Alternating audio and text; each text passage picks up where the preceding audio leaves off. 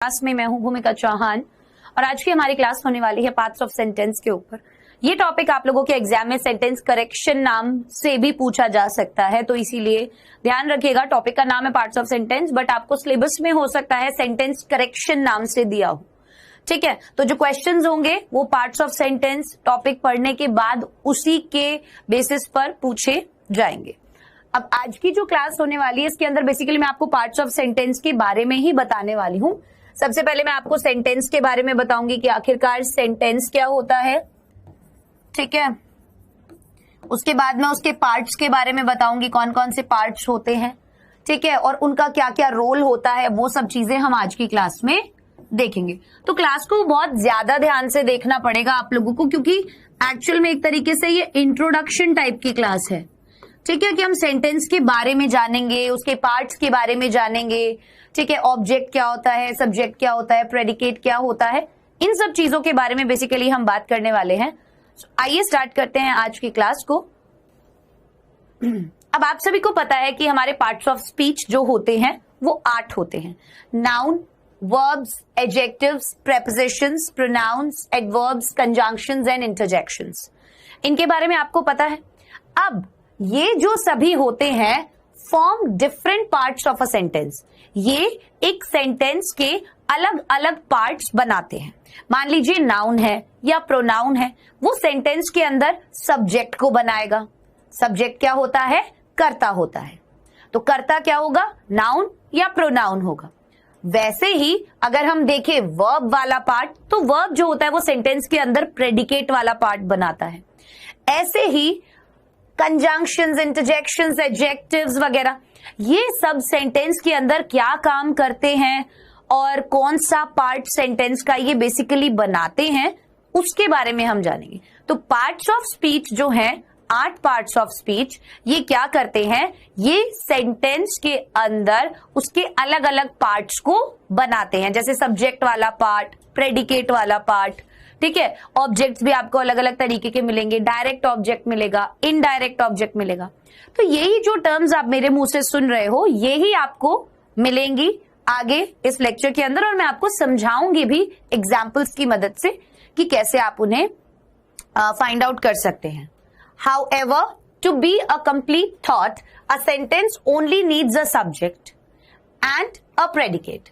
अब देखो, यहां पर बोला गया कि एक सेंटेंस के अंदर क्या हो सकते हैं? ये सभी पार्ट्स ऑफ स्पीच होते हैं और ये सेंटेंस का अलग अलग पार्ट बनाते हैं, है ना।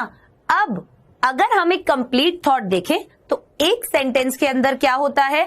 सब्जेक्ट होता है और प्रेडिकेट होता है। ये तो आप सभी बात जानते हैं। अगर नहीं जानते तो अभी जान लीजिए कि एक जो सेंटेंस होता है उसके अंदर एक सब्जेक्ट होता है और एक प्रेडिकेट होता है। सब्जेक्ट से आप सब वाकिफ होंगे बहुत अच्छे से। प्रेडिकेट से हो सकता है ना हो, पहली बार आपने सुना हो, तो कोई दिक्कत नहीं है, हम आपको बताएंगे अभी।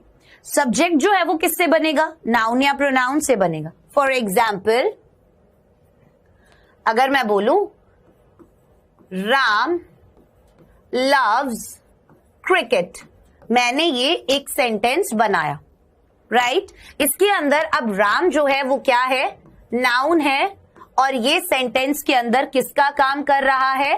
सब्जेक्ट का काम कर रहा है या नहीं कर रहा? बिल्कुल कर रहा है। So and a predicate as in a verb.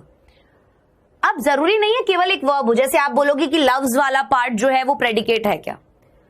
एक सब्जेक्ट होता है और एक प्रेडिकेट होता है। सब्जेक्ट वाला पार्ट नाउन या प्रोनाउन बनाता है, प्रेडिकेट वाले पार्ट के अंदर वर्ब आता है। यहां पर ये जो लव्स आ रहा है ये क्या है? ये वर्ब है। तो ये वाला पार्ट सेंटेंस का सब्जेक्ट है और ये वाला पार्ट सेंटेंस का प्रेडिकेट है। ठीक है, if you only include one of these 2 parts, you will have only a sentence fragment which is grammatically incorrect. अब मान लीजिए मैं केवल लिख देती राम। अगर एक सेंटेंस देखें, राम प्लेज, ये एक सेंटेंस हमने देखा। इसके अंदर राम क्या हो गया? सब्जेक्ट हो गया, और प्लेज क्या हो गया? प्रेडिकेट हो गया। ठीक है, प्रेडिकेट वाले पार्ट में क्या आया? Verb I.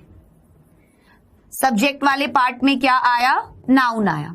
लेकिन अगर मान लो मैं सब्जेक्ट या प्रेडिकेट दोनों का होना एक सेंटेंस में जरूरी है, अगर आपके सेंटेंस में ये दोनों नहीं है, इनमें से एक भी कम है, तो आप उसको एक सेंटेंस नहीं बोल पाओगे, वो सेंटेंस ग्रामेटिकली इनकरेक्ट हो जाएगा।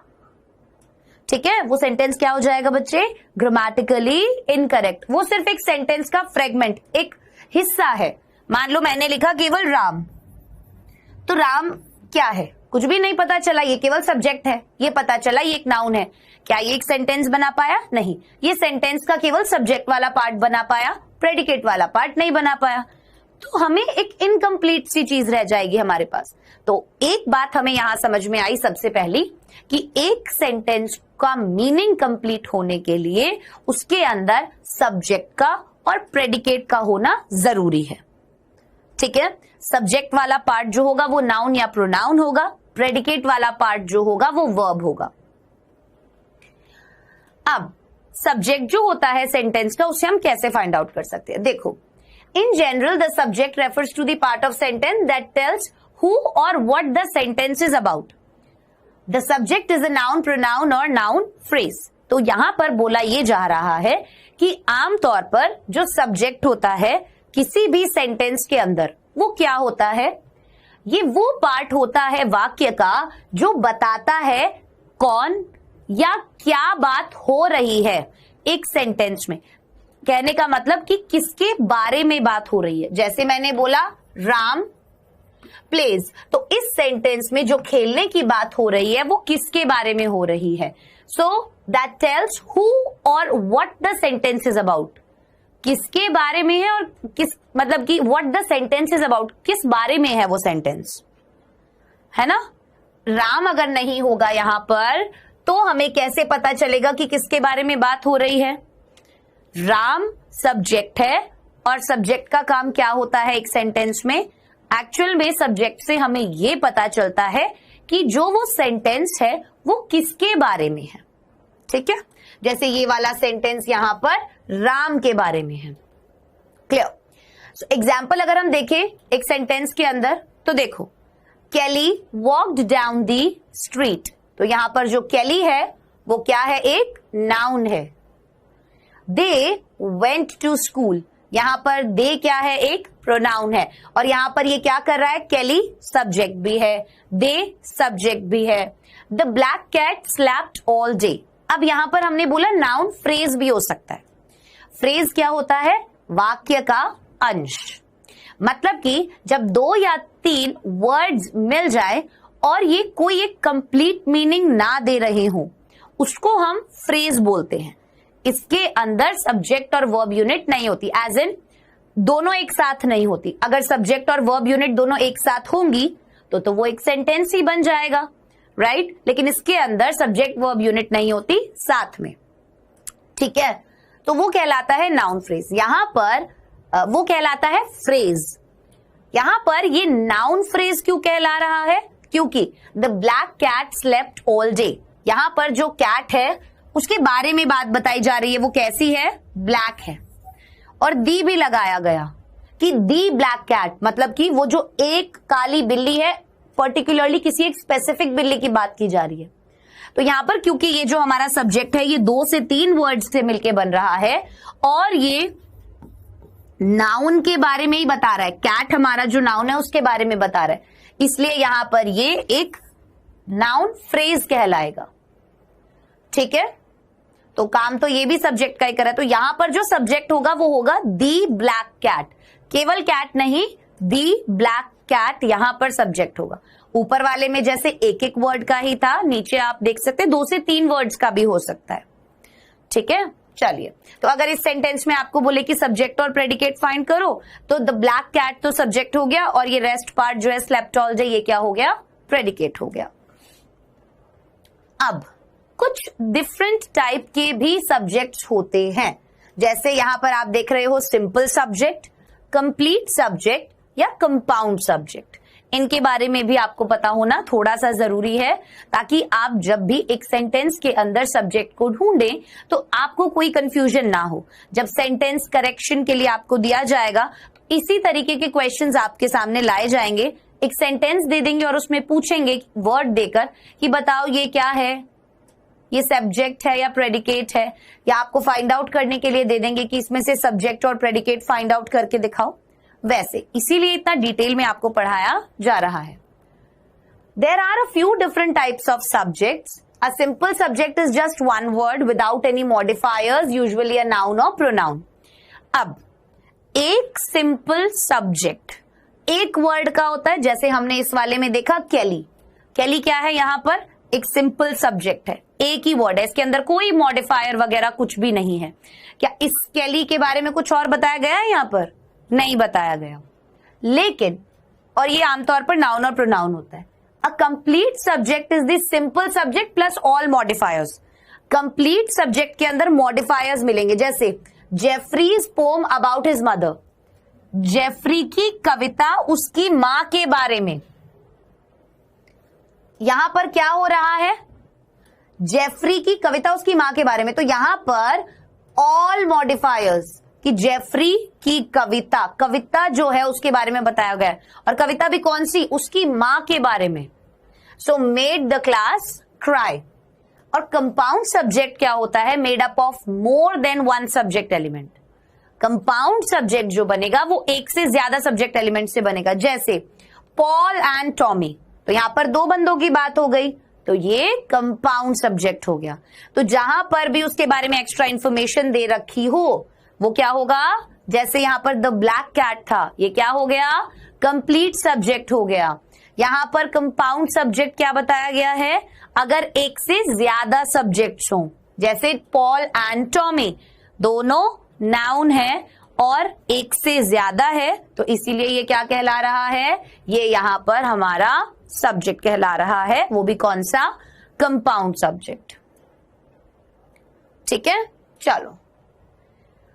Notice that the subject comes before the verb in each sentence. No matter how long the subject is, it is always the noun performing the object. Sidhi simple बात, बहुत ध्यान से सुनना, notice वाली बात है, इसीलिए यहां लिखा है नोटिस। क्या, that the subject comes before the verb, subject verb से पहले आता है, राइट। इन each sentence, हर एक सेंटेंस में, जैसे यहां पर वर्ब क्या है, is है, सब्जेक्ट is से पहले आया। आपको ये प्लेस ध्यान रखना जरूरी है कि पहले सब्जेक्ट फिर वर्ब, ठीक है। तो आपसे एग्जाम के अंदर भी अगर जम्बल्ड वर्ड्स दे दिए जाएं तो आपको पार्ट्स ऑफ सेंटेंस की मदद से ही क्या करना होगा, उस जम्बल्ड सेंटेंस को ठीक से लगाना होगा, ठीक है। यहां पर Jeffrey's poem about his mother made, तो यहां पर जो मेड है वो वर्ब है और जो सब्जेक्ट आया वो वर्ब से पहले आया। थर्ड में भी ज्वाइंड, ज्वाइंड क्या है, वर्ब है, और यहां पर जो सब्जेक्ट आया वो इससे पहले आया। क्लियर। सो ये तो हमने जान लिया कि यार अगर जो सब्जेक्ट है वो वर्ब से पहले आ रहा है तीनों सेंटेंसेस में, ठीक है। No matter how long the subject is, क्या इसमें फर्क पड़ रहा है कि चाहे हमारा सब्जेक्ट कितना भी लंबा हो, यहां पर हमारा ये सब्जेक्ट इतना लंबा था, फिर भी वर्ब जो आई वो इसके बाद में आई है। So it is always the noun performing the object. हमेशा क्या होगा, जो नाउन होगा वो ही तो काम करेगा ना, वो ही करता है। कौन है, वो ही तो करता है, राइट। अब बात करते हैं प्रेडिकेट की। सब्जेक्ट के बारे में हमने काफी सारी चीजें अभी जान ली हैं। प्रेडिकेट के अंदर सीन क्या होता है बेटा, कि the predicate of a sentence includes the verb. इसके अंदर वर्ब होती है and everything that follows it, और वर्ब के बाद जो भी चीज है वो भी प्रेडिकेट वाले पार्ट में आती है। जैसे इन सेंटेंसेस में Kate is a nice girl, Kate वाला पार्ट जो है वो तो हमारा सब्जेक्ट हो गया, और जो ये बचा हुआ पार्ट है इसके अंदर वर्ब तो आएगी ही, और वर्ब के बाद जितना भी सेंटेंस है वो भी आएगा, ठीक है। तो वर्ब के बाद जितना भी सेंटेंस है वो प्रेडिकेट वाला पार्ट कहलाता है किसी भी सेंटेंस में।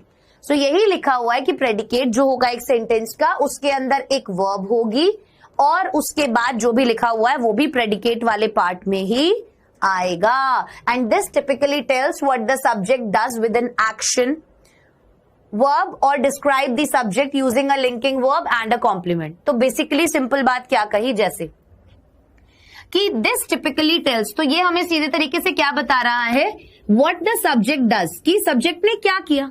जैसे कैली वॉक्ड डाउन द स्ट्रीट, तो यहां पर सब्जेक्ट ने क्या किया वो हमें प्रेडिकेट वाला पार्ट ही तो बता रहा है. What did Kelly do, walked down the street. तो जो प्रेडिकेट वाला पार्ट होगा वो हमेशा क्या बताएगा कि सब्जेक्ट ने क्या किया. ठीक है, लिख देती हूं मैं यहां पर, प्रेडिकेट वाला पार्ट हमें बताएगा कि सब्जेक्ट ने क्या किया. ठीक है,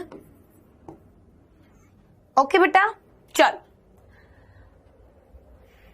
अब जो भी किया विद एन एक्शन वर्ब, कोई भी एक्शन वर्ब की मदद से, for example Ram plays football, तो प्ले क्या हो गई, एक्शन वर्ब हो गई. एक्शन वर्ब की मदद से उसने हमें बताया कि राम ने क्या किया. और describes the subject using a linking verb and a complement, या फिर वो उसको डिस्क्राइब करेगा, किसको, सेंटेंस को, लिंकिंग वर्ब या फिर कॉम्प्लीमेंट का यूज करके. For example Ram is rich, अगर मैं ये बोलूं राम इज रिच, यहां पर उसने क्या किया, इस वर्ब का इस्तेमाल किया, लिंकिंग वर्ब का इस्तेमाल किया, और उसने यहां पर उसके बारे में बताया कि वो क्या है, रिच है. तो एक कॉम्प्लीमेंट भी हमें पता चल गया राम के बारे में. तो एक्शन ही हो जरूरी नहीं है, ठीक है, वो हमें राम के बारे में भी बता सकता है, मतलब वो हमें सब्जेक्ट के बारे में भी नॉलेज दे सकता है, लिंकिंग वर्ब्स का यूज करके या फिर कॉम्प्लीमेंट्स का यूज करके. सो इज रिच यहां पर क्या हो गए, लिंकिंग वर्ब और कॉम्प्लीमेंट हो गए.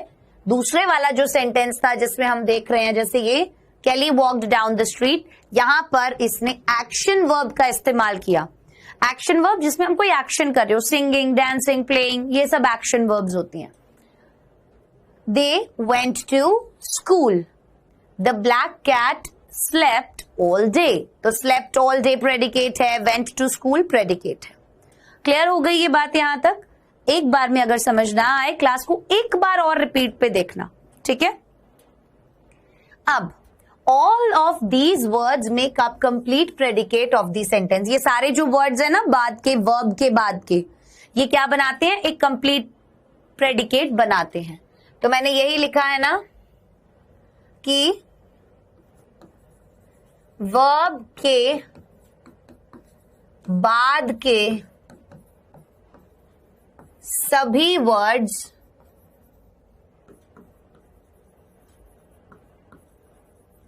प्रेडिकेट बनाते हैं, right.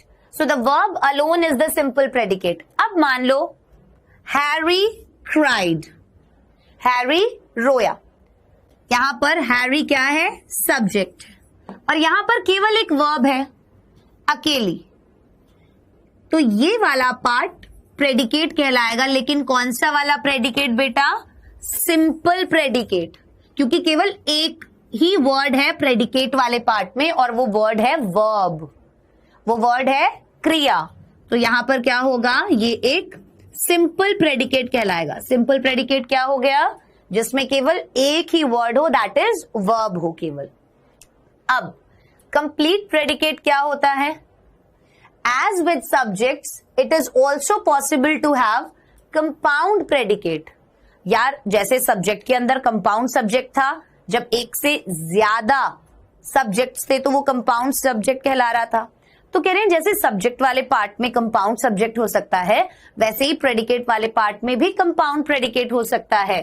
That consists of two different actions, जिसके अंदर दो अलग अलग एक्शंस दिए होंगे.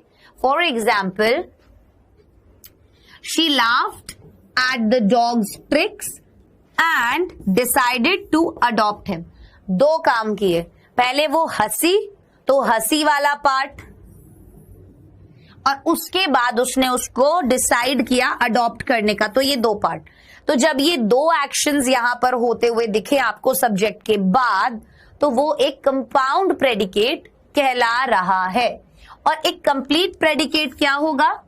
जिसके अंदर केवल एक ही एक्शन होगा लेकिन वर्ड्स ज्यादा होंगे। जैसे यहां पर the mouse slowly ran towards the food, तो यहां पे वो दौड़ा, धीरे से दौड़ा, तो ये वाला पार्ट हमारा कंप्लीट प्रेडिकेट कहला रहा है, क्योंकि इसके अंदर एक ही एक्शन है और वर्ब के बाद और भी वर्ड्स हैं, तो इसीलिए ये कंप्लीट है। सिंपल कब कहलाता? जब सब्जेक्ट के बाद केवल एक ही वर्ड होता और वो वर्ड वर्ब होती, तो वो प्रेडिकेट सिंपल प्रेडिकेट कहलाता। अगर एक पूरा एक्शन दिया हुआ है तो ये क्या हो गया? कंप्लीट। लेकिन अगर दो एक्शंस दिए हुए हैं तो वो कंपाउंड प्रेडिकेट हो गया। ठीक है, क्लियर हो गई ये बात। अब predicates can contain a good deal of information and may be quite long. तो प्रेडिकेट तो बहुत लंबे हो सकते हैं और उनके अंदर बहुत कुछ बताया हुआ हो सकता है ना। They often have several parts in addition to the verb including objects and complements. तो प्रेडिकेट वाले पार्ट में आपको पता है कि वर्ब के अलावा ऑब्जेक्ट भी होता है, कॉम्प्लीमेंट भी होता है। सब्जेक्ट में तो केवल एक सब्जेक्ट है, लेकिन प्रेडिकेट वाले पार्ट में तो वर्ब भी है, ऑब्जेक्ट भी है, कॉम्प्लीमेंट भी है, राइट। तो अब हमें उन सब चीजों के बारे में भी तो पढ़ना पड़ेगा। सब्जेक्ट के बारे में पढ़ लिया, प्रेडिकेट में हमें वर्ब का पता चल गया। ठीक है, तो वर्ब के बाद जो सारे वर्ड्स आते हैं उनके बारे में भी तो जानना है कि कौन सा ऑब्जेक्ट है, कौन सा हमारा कॉम्प्लीमेंट है, क्या काम कर रहा है, उस तरीके से। ठीक है, यहां तक का समझ में आ गया होगा आप लोगों को। अब आगे बढ़ते हैं। अब इन्होंने साफ बोला कि अब जब आपको पता चल गया है सेंटेंस के दो मेन पार्ट्स के बारे में, at how optional elements work, दो पार्ट्स के बारे में तो हमें पता चल गया, सब्जेक्ट होता है और प्रेडिकेट होता है, इन दोनों के बारे में हमें पता चल गया। लेकिन अभी प्रेडिकेट के अंदर जो और एलिमेंट्स हैं वर्ब के अलावा, जैसे वर्ब है, ऑब्जेक्ट है, कॉम्प्लीमेंट है, इनके बारे में भी तो जानना होगा ना। जानना होगा या नहीं जानना होगा? मॉडिफायर्स भी हैं, तो इनके बारे में जानना बहुत ज्यादा जरूरी है। और अभी आप जब आगे भी पढ़ोगे तो उसमें भी आप देखोगे कि ये जो हमारे दो टॉपिक्स है ना, कॉम्प्लीमेंट और मॉडिफायर्स, इन दोनों को थोड़ा सा आपको समझने में दिक्कत आ सकती है, क्योंकि आप यहां पर कंफ्यूज होते हुए देखोगे अपने आप को मॉडिफायर्स और कॉम्प्लीमेंट्स में। ठीक है, बट टेंशन नहीं लेना, और मैंने आपको पहले से इसीलिए बताया ताकि आप इस वाले पार्ट को थोड़ा और ज्यादा ध्यान से पढ़िए जब मैं आपको कॉम्प्लीमेंट और इसकी मॉडिफायर्स की बात बता रही हूं तो। ठीक है, अब बारी आती है, सबसे पहले हम बात करेंगे ऑब्जेक्ट की। वर्ब के बारे में हम बात कर चुके, लिंकिंग वर्ब्स हो सकती हैं, एक्शन वर्ब्स हो सकती हैं। ऑब्जेक्ट के बारे में बात करेंगे तो डायरेक्ट और इनडायरेक्ट दो तरीके के ऑब्जेक्ट्स के बारे में आपने जरूर सुना होगा। नहीं सुना है तो आज सुन लीजिए। ऑब्जेक्ट भी दो तरीके के होते हैं, एक होता है डायरेक्ट ऑब्जेक्ट और एक होता है प्रेडिकेट। पहली चीज क्या बोली, ये क्या होते हैं ऑब्जेक्ट? नाउन फ्रेज होते हैं। ध्यान रखना, फ्रेज क्या हुआ? फ्रेज क्या हुआ? वाक्यांश, और इसके साथ कोई नाउन जरूर होगा, लेकिन वो सेंटेंस के अंदर ऑब्जेक्ट का काम कर रहा होगा। मतलब जो हमारा सब्जेक्ट है वो जो काम कर रहा है उसके एक्शन का प्रभाव ऑब्जेक्ट के ऊपर पड़ रहा होगा। राम प्लेज फुटबॉल, तो राम क्या हो गया? सब्जेक्ट हो गया। अब वो काम क्या कर रहा है? खेलने का काम कर रहा है। और क्या खेलने का काम कर रहा है? ये एक्शन हो किसके ऊपर रहा है? फुटबॉल के ऊपर। सो फुटबॉल यहां पर क्या हो गया? ऑब्जेक्ट हो गया। सो ऑब्जेक्ट्स क्या होते हैं? ये वो चीजें होती है जिनके ऊपर एक्शन होता है, वर्ब होती है, क्रिया होती है। ठीक है, जैसे they answer questions that begin with what. जैसे मैंने बोला Ram plays football, so what does Ram play? Ram क्या खेलता है? फुटबॉल खेलता है। तो व्हाट का जवाब किसने दिया? फुटबॉल ने। What does Ram play? Ram क्या खेलता है? फुटबॉल। तो उस क्या का जवाब जो भी आता है वो ही आपका ऑब्जेक्ट होता है। जैसे सुजन बॉट द गिफ्ट। अब यहां पर सुजन क्या है? हमारा सब्जेक्ट है, बॉट क्या है? हमारी वर्ब है, और द गिफ्ट हमारा यहां पर ऑब्जेक्ट है। अब समझना मेरी बात, सुजन ने क्या खरीदा? अगर हमें इसे इंटेरोगेटिव सेंटेंस बनाना है हम व्हाट लगाएंगे। व्हाट डज, क्या का जवाब जब आपको मिल जाए ना वो ही आपका ऑब्जेक्ट है। जैसे सुजन ने क्या खरीदा? गिफ्ट खरीदा, तो जो चीज उसने खरीदी वो ऑब्जेक्ट हो गया। ही रोट अ लेटर, ये सब्जेक्ट हुआ, ये वर्ब हुआ, और ये वाला पार्ट ऑब्जेक्ट हुआ। क्यों हुआ? क्योंकि अगर हम सवाल करें कि व्हाट ही राइट, तो हमें पता चलता है अ लेटर। हमें क्या पता चलता है? A letter. The boy threw the ball, the boy threw the ball, लड़के ने क्या फेंका? तो एक्शन जो हुआ, लड़के ने जो एक्शन किया उसका असर किस पे पड़ा? बॉल पे। तो लड़के ने क्या फेंकी? बॉल फेंकी। बॉल क्या हो गई? ऑब्जेक्ट हो गई। अब ये ऑब्वियसली नाउन फ्रेज के रूप में हो सकती है या फिर केवल नाउन भी हो सकता है ना, तो इसीलिए ध्यान रखना। अब इनडायरेक्ट और डायरेक्ट दो तरीके के ऑब्जेक्ट्स के बारे में हम बात कर रहे थे। सबसे पहले देखते हैं indirect object. Indirect object includes more information about the person or thing towards which the action is directed. They answer the questions begin with who. अब इनडायरेक्ट ऑब्जेक्ट्स के अंदर क्या बोला जा रहा है कि इनके अंदर ज्यादा इंफॉर्मेशन होती है। कैसे? अबाउट द पर्सन, उस आदमी के बारे में या उस चीज के बारे में, towards which the action is directed, जिसकी तरफ एक्शन हो रहा है। For example they answer the questions that begin with who, ये उसका जवाब देते हैं, हु का। जैसे यहां पर जो था वो जवाब दे रहा था व्हाट का, क्योंकि ये डायरेक्ट ऑब्जेक्ट के बारे में हमने पढ़ा। इसका जो डायरेक्ट असर पड़ रहा है, इसने खरीदा, क्या खरीदा भाई? गिफ्ट खरीदा। तो क्या का जवाब जिससे मिला वो डायरेक्ट था, लेकिन हु का जवाब जिससे मिले वो इनडायरेक्ट ऑब्जेक्ट। जैसे Susan bought him the gift, यहां पर जो हिम आया, he wrote me a long letter, the boy threw his mother the ball. एक बात सुनो, हु जब भी आएगा, for example who did Susan buy the gift for, Susan ने यहां पर गिफ्ट किसके लिए खरीदा? हिम के लिए। उसने जो लंबा लेटर लिखा वो किसके लिए लिखा? मेरे लिए। लड़के ने जो बॉल फेंकी वो किसको फेंकी? अपनी मां को। सिंपल सी बात अगर मैं आपको समझाऊं एक सेंटेंस में, आपको जानना है, तो जहां पर डायरेक्ट ऑब्जेक्ट की बात होगी वहां पर यूजुअली कोई नॉन लिविंग चीज होगी, ठीक है, और जहां पर इनडायरेक्ट ऑब्जेक्ट की बात होगी वहां पर यूजुअली कोई पर्सन होगा। आम तौर पर की बात कर रही हूं, हमेशा की नहीं बोल रही हूं, ये बात ध्यान रखना। अगर आंसर व्हाट का जब भी आंसर मिले, ये क्वेश्चन हमें खुद ही करना पड़ेगा, कोई और नहीं करेगा हमारे लिए, कि भाई सुजन बॉट द गिफ्ट, इसमें बताओ जो द गिफ्ट है वो डायरेक्ट ऑब्जेक्ट है या इनडायरेक्ट। तो आप क्या करोगे? आप इसको सवाल में बनाओगे कि सुजन ने क्या खरीदा? क्या खरीदा? गिफ्ट खरीदा, डायरेक्ट ऑब्जेक्ट है। अब और अगर हम इसमें ही हु ऐड करते कि सुजन ने जो गिफ्ट खरीदा वो किसके लिए खरीदा, तो क्या इसमें कोई जवाब मिल रहा है? हु वाले का तो कोई जवाब नहीं मिल रहा। लेकिन अगर हम इसमें देखें सुजन बॉट हिम द गिफ्ट, कि सुजन ने उसके लिए गिफ्ट खरीदा, किसके लिए? उसके लिए। तो वो जो उसके है वो हमारा इनडायरेक्ट ऑब्जेक्ट है, ठीक है। डायरेक्ट और इनडायरेक्ट ऑब्जेक्ट पता चल गया अभी आपको, बहुत अच्छे। You also can rephrase these sentences so that the indirect object appears after the direct object in a prepositional phrase. For example, Susan bought the gift for him. तो आप इन्हें rephrase भी कर सकते हो, जरूरी नहीं है कि फॉर हिम पहले आए, द गिफ्ट बाद में आए, राइट? जैसे यहां पर सुजन बॉट हिम द गिफ्ट, यहां पर इनडायरेक्ट ऑब्जेक्ट पहले आ रहा था, डायरेक्ट ऑब्जेक्ट बाद में आ रहा था।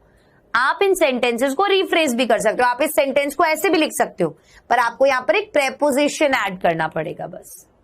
ये फॉर हिम यहां पर एक प्रेपोजिशन के साथ, और यहां पर फॉर जो है प्रेपोजिशन है और हिम क्या कहलाएगा, इसका ऑब्जेक्ट कहलाएगा। ठीक है, तो ये यहां पर एक इनडायरेक्ट ऑब्जेक्ट है। क्लियर? अब बात आती है सब्जेक्ट और ऑब्जेक्ट कॉम्प्लीमेंट्स की, और ये पार्ट को बहुत ध्यान से सुनना मेरे बच्चे। ठीक है, अभी तक आप लोगों को बाकी सारी चीजें समझ में आ गई होंगी। क्या होते हैं सब्जेक्ट और object complements? In predicates that use linking verbs rather than action verbs, वो वाले प्रेडिकेट जिनके अंदर एक्शन वर्ब्स की जगह लिंकिंग वर्ब्स हो, nouns following the verb are also known as complements। सीधी बात है कि प्रेडिकेट वाला पार्ट जो है दैट यूज लिंकिंग वर्ब्स, जो लिंकिंग वर्ब्स यूज करे rather than action verbs, action verbs की जगह। फॉर एग्जाम्पल हमारे जो हेल्पिंग वर्ब्स वगैरह है वो यूज कर रहा है एक्शन वर्ब्स की जगह। nouns following the verb are known as complement। वो नाउन वर्ब के जो बाद आ रहा है ना, वो क्या कहला रहा है, वो कॉम्प्लीमेंट कहला रहा है। अभी समझेंगे कैसे। कॉम्प्लीमेंट नाउन हो सकता है, नाउन फ्रेज हो सकता है, प्रोनाउन हो सकता है, एडजेक्टिव भी हो सकता है। क्या क्या हो सकता है complement? Noun, noun phrase, pronoun या एडजेक्टिव कुछ भी हो सकता है। And subject complement also known as predicate नॉमिनेटिव्स।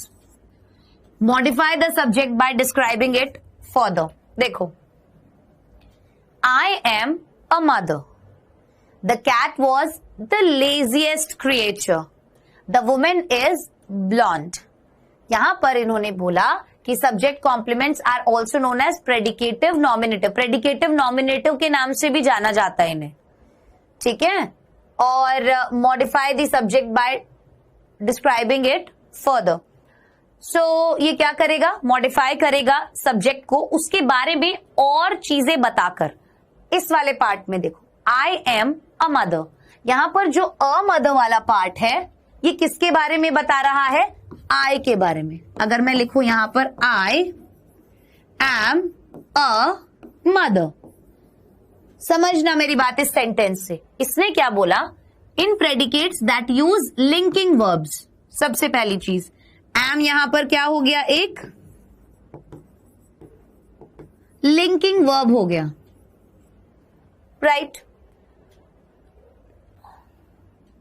Action verbs की जगह nouns following the verb are known as complements. Mother क्या है, मदर क्या है, नाउन है।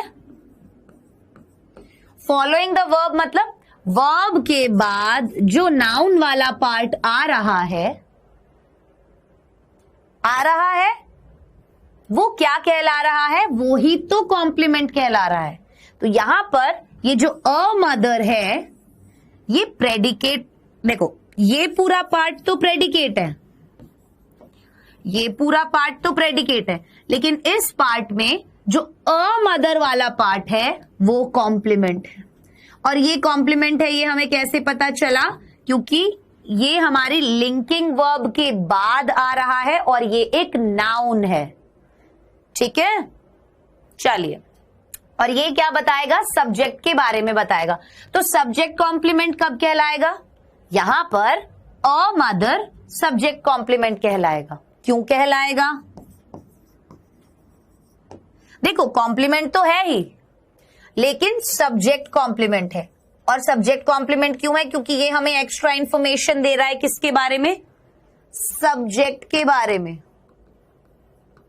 सब्जेक्ट क्या है, आई, तो आई के बारे में हमें क्या कर रहा है, एक्स्ट्रा इंफॉर्मेशन दे रहा है। अ मदर बोल रहे हैं, वो कह रही है आई एम अ मदर, तो वो मेरे बारे में ही और बता रही है ना। वैसे ही the cat was the laziest creature, अब यहां पर कैट हमारा सब्जेक्ट हो गया, वॉज हमारा लिंकिंग वर्ब हो गया, और लिंकिंग वर्ब के बाद द लेजिएस्ट क्रिएचर वाला पार्ट जो है, यहां पर सुनो, नाउन हो सकता है, नाउन फ्रेज हो सकता है, प्रोनाउन हो सकता है और एडजेक्टिव हो सकता है। और इसका काम क्या होगा, उसके बारे में एक्स्ट्रा इन्फॉर्मेशन देना।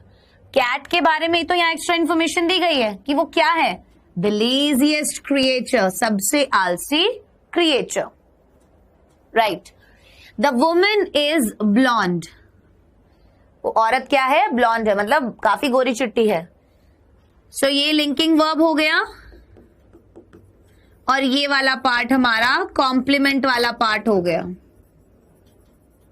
क्योंकि ये एक एडजेक्टिव है, राइट। और द वुमेन हमारा सब्जेक्ट हो गया। क्लियर? सो एक एडजेक्टिव भी हो सकता है कॉम्प्लीमेंट, या कुछ भी हो सकता है। एक बार में हो सकता है चीजें याद ना रहें, बहुत सारी हैं, ठीक है। उसके बाद हम ऑब्जेक्ट कॉम्प्लीमेंट करते हैं और फिर मुझे लगता है आज के लिए ऑब्जेक्ट कॉम्प्लीमेंट तक का पार्ट काफी रहेगा, क्योंकि फिर तुम्हें बहुत ज्यादा हैवी पड़ जाएगा। बचा हुआ पार्ट हम अगली क्लास में करेंगे। ऑब्जेक्ट कॉम्प्लीमेंट जो होता है उसका क्या काम होगा, जैसे सब्जेक्ट कॉम्प्लीमेंट तो था, सब्जेक्ट के बारे में बता रहा था। ये नाउन, नाउन फ्रेज, एडजेक्टिव हो सकता है और ये वर्ब के बाद आता है, और वर्ब भी कौन सी, लिंकिंग वर्ब। ये सारी टर्म्स याद रहनी चाहिए। Object complement functions the same way, object complement भी ऐसे ही काम करता है, but for the object of the sentence. जैसे वहां कॉम्प्लीमेंट जो था वो सब्जेक्ट के लिए काम कर रहा था, इसीलिए वो सब्जेक्ट कॉम्प्लीमेंट कहला रहा था। अब यहां पर जो कॉम्प्लीमेंट है वो जब ऑब्जेक्ट के लिए काम करे, सेम काम करे, तो वो ऑब्जेक्ट कॉम्प्लीमेंट कहलाता है। बस बात इतनी याद रखनी है, they follow transitive verbs which express action performed towards an object. ये transitive verbs को फॉलो करते हैं, ठीक है। transitive verbs को फॉलो करते हैं ये, मतलब transitive verbs के बाद ही आपको मिलेंगे which express action performed towards an object, जो क्या बताता है, क्या एक्सप्रेस करता है, ये वो एक्शन एक्सप्रेस करता है जो कि ऑब्जेक्ट की तरफ किया गया। एग्जाम्पल से समझना,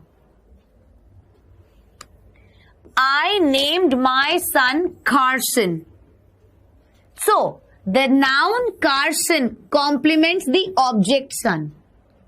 यहां पर ये जो कार्सन है ये I के बारे में थोड़ी है, ये किसके बारे में है, सन के बारे में।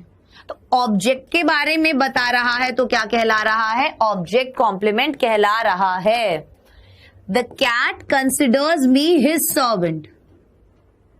तो यहां पर जो नाउन फ्रेज है his servant, ये कॉम्प्लीमेंट है किसका, मी ऑब्जेक्ट का, कि भाई वो मुझे क्या मानती है, अपना नौकर मानती है। बिल्ली जो है वो मुझे क्या मान रही है, अपना नौकर मान रही है। The woman dyed her hair blonde. So यहां पर एडजेक्टिव ब्लॉन्ड जो है वो कॉम्प्लीमेंट कर रहा है हेयर को, इस बाल कैसे कर लिए, ब्लॉन्ड कलर की। क्लियर? सो अभी मैं आप लोगों को कुछ क्वेश्चंस देती हूं, आगे बात होगी मॉडिफायर्स की और एडजेक्टिव और एडवर्बियल मॉडिफायर्स की। बहुत इंपॉर्टेंट पार्ट है, बट आज की क्लास के लिए बहुत ज्यादा हैवी हो जाएगा, इसीलिए मैं अब आपको ये अगली क्लास में करवाऊंगी। सो क्विज आ गया है। क्विज का पहला क्वेश्चन आपके सामने ये रहा, his terror of spiders kept him out of the dark basement. So यहां पर टेरर क्या है,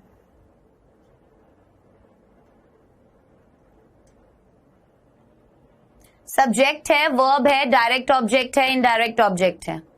next question, despite winning the lottery last week my team leader still seems unhappy. Unhappy यहां पर क्या है, सब्जेक्ट है, वर्ब है, सब्जेक्ट कॉम्प्लीमेंट है या इनडायरेक्ट ऑब्जेक्ट है।